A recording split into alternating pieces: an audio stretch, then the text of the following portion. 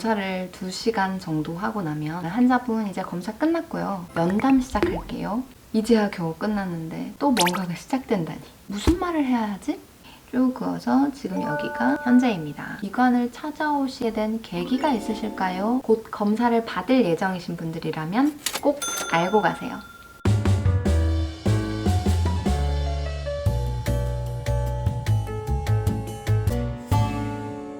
심리실 언니들 은쌤입니다.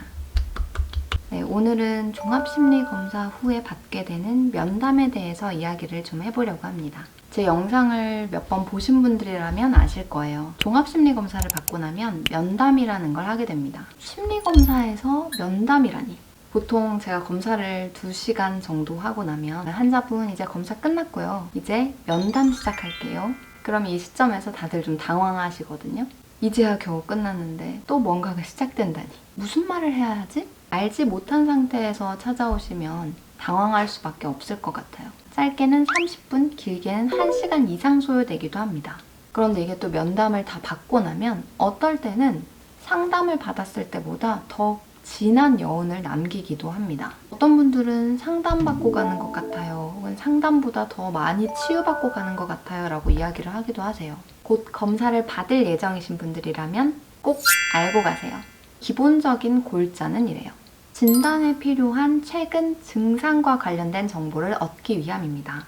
2~3시간 시행했던 심리 검사에서 부족했던 부분들을 채우는 과정이라고 생각하시면 돼요. 검사를 하고 나면 대충 이 사람의, 그러니까 내담자분의 프로파일이 머릿속에 그려집니다. 저희는 이것을 임프레션이라고 하는데요. 쉽게 말해 그 사람의 전반적인 이미지라고 보시면 돼요. 어떤 성향을 가지고 있으며 어떤 문제로 내원을 하셨는지, 방어 기제는 무엇인지, 현재 경험하는 증상은 무엇인지 등등을 검사 결과를 통해서 얻을 수 있습니다. 하지만 방금 말씀드린 이 모든 것들은 검사를 통해서 얻은 현 상태일 뿐, 이 문제들이 어디서부터 어떻게 왜 나타났는지에 대한 정보들은 검사를 통해서 얻기에는 조금 부족한 면이 있어요. 그렇기 때문에 면담을 통해서 빈 퍼즐 조각들을 맞추는 거죠. 자, 그렇다면 저희가 이 면담을 통해서 얻고자 하는 것은 과연 무엇이냐? 어린 시절, 가족관계, 대인관계 등등을 비롯해서 현 문제를 만드는데 일조한 모든 가능성들을 수집합니다. 가장 중요한 건 아무래도 최근 증상이겠죠. 수면 문제, 식이 문제, 공황, 두통, 복통 등의 신체 증상은 없는지, 우울이나 불안 등의 정서 경험이 있는지, 환청, 환시 등의 정신적인 증상이 있지는 않은지, 이 중에 하나라도 해당되는 것이 있으면 과연 이것들이 언제부터 시작되었는지, 이 선생님들마다 좀 다르겠지만 저 같은 경우는 타임라인을 통해서 시작을 해요.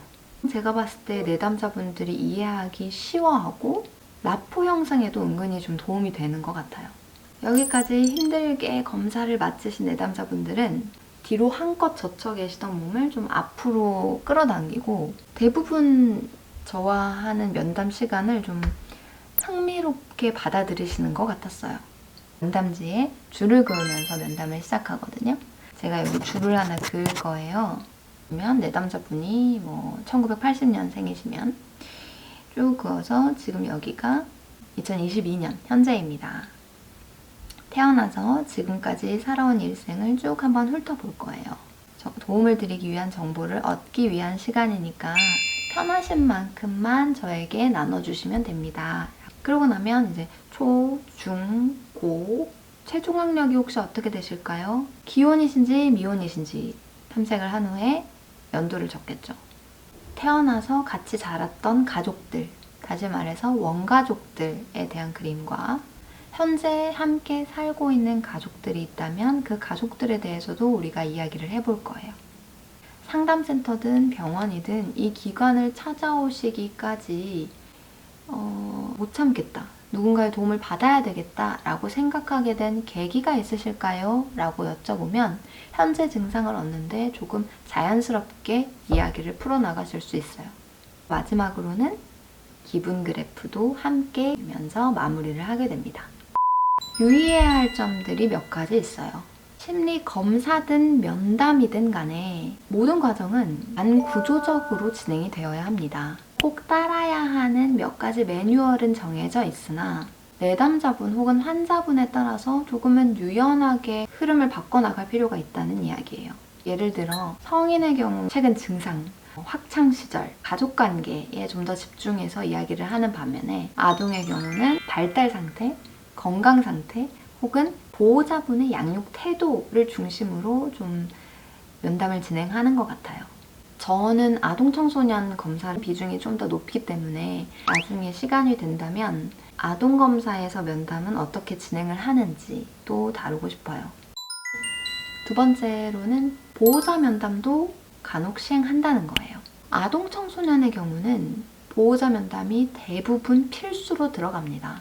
아이들은 증상이나 현재 상태에 대해서 정확하게 기술하기 어렵기 때문에 보호자분이 함께 오셔서 아이의 검사와 면담이 끝난 후 추가 면담을 진행을 하게 돼요. 하지만 성인은 기관을 혼자 찾아오시는 경우가 많고 보호자와 검사자 간의 소통이 이루어지는 것을 원하지 않는 경우도 생각보다 많아요. 그렇기 때문에 보호자 면담을 거의 하지 않지만 환자 본인의 면담으로 충분한 정보를 얻지 못할 때가 있어요. 여기서도 당연히 환자분이 만약 원하지 않으시면 강제로 실시하지는 않습니다.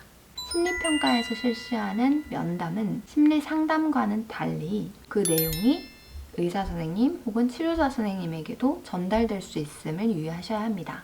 심리평가 보고서는 환자분의 치료를 담당하고 있는 의사 선생님 혹은 상담 선생님에게 전달하기 위함이 목적이에요. 그렇다고 해서 이 내용들을 비밀 보장 없이 여기저기 뿌리는 것은 결코 아니에요.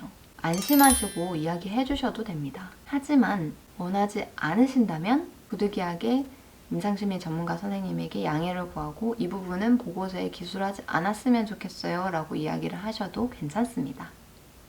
마지막으로는 심리평가에서의 면담은 정보를 얻기 위함이지 심리치료가 아니기 때문에 이는 환자분이 느끼시기에 조금은 딱딱하다고 느끼실 수가 있거든요. 심리치료가 아니기 때문에 되도록이면 검사자의 진행에 맞춰서 답변을 해주시는 것이 바람직합니다.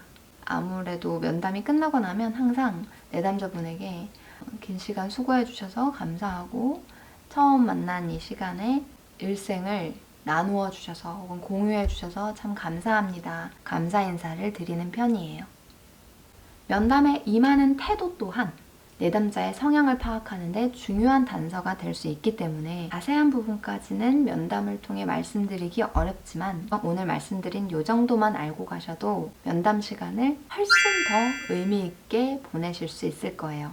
저희가 환자분께 고통을 드리거나 괴롭히기 위해서 그 자리에 앉아 있는 것이 아니잖아요.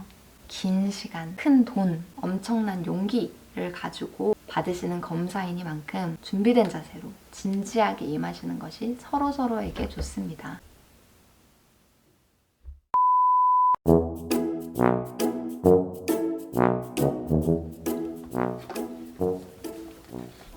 이렇게 오늘 도착했거든요.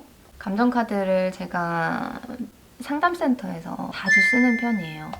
상담을 할 때 저희가 가장 많이 하는 질문이 한 주 어떻게 지내셨어요? 거든요. 상담센터에 구비되어 있는 감정카드가 있긴 해요. 보통 우리가 알고 있는 감정카드와 마찬가지로 감정의 이름만 적혀 있고 뜻이나 뭐 응용해서 할 수 있는 내용들이 그렇게 풍부하지 않아요. 순전히 상담자의 재량에 달려 있거든요. 다양한 활동을 할 수 있게 되어 있더라고요. 귀여워요. 일단 가장 첫 번째로 제가 오늘의 감정을 뽑아보겠습니다. 이렇게 해볼까요? 네, 평화롭다를 뽑으셨어요. 평온하고 화목하다라는 뜻입니다. 유용하게 쓸 것 같아요. 스티커도 동봉돼서 왔고요. 보이시나요? 감정카드는 원래 심리 상담을 위해 만들어진 카드로 자신의 감정을 설명하기 어려워하는 분들이 감정 단어 카드를 활용해 자신의 감정을 말할 수 있도록 돕기 위해 만들어진 카드입니다. 설명이 아주 정확해요.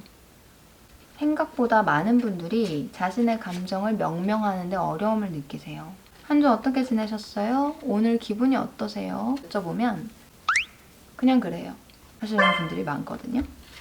친구들과 모임이 있을 때 아이스 브레이킹 할 때 쓰기도 좋을 것 같아요. 요즘 젊은이들이 어떻게 노는지는 모르겠으나 유용하게 쓸 것 같은 느낌이 듭니다. 교회나 모임 같은 거 할 때 좀 좋지 않을까요?